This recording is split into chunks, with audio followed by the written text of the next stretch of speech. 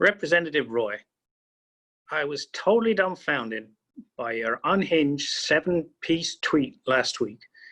Exactly who are you referring to with your comment, "Hey, white woke people of whatever political persuasion, how do you feel about the fact that it appears 75% or more of the people in ICUs for COVID in Austin are Hispanic?" And you also said you don't give two craps about the workers in HEB.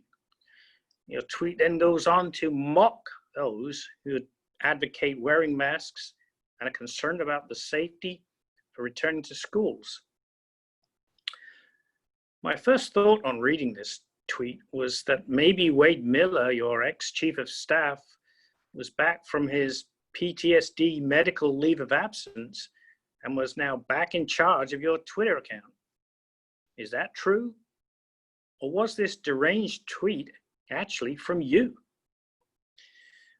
My next reaction was that since Wendy Davis is totally outpacing you on campaign contributions, and the recently released Cook political report showing your district is now listed as a toss-up rather than likely Republican, it was all getting too much for you to handle, and you are now having some sort of meltdown. Anyway, returning back to your tweet, as I understand the term woke, it means alert to injustice, especially racism, and came to widespread use as a result of the Black Lives Matter movement. Staying woke is a term to be proud of, and as a Democrat, I'm happy to own that term.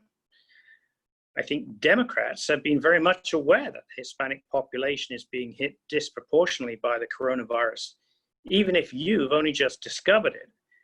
And we recognize how indebted we are to their service, working as hospital nurses, doctors, firefighters, police officers, working in grocery stores, retail outlets, preparing and serving our food, etc. However, your history and position on immigration and the Hispanic population in Texas seems very unwoke. In fact, the term woke seems to be totally incompatible with the Republican values, which are totally blind to racial injustice and deny there is any systemic racism in America. I'm sorry, Mr. Roy, but I expect something better from my congressman. I expect you to listen to your constituents and not attack them in unhinged tweets.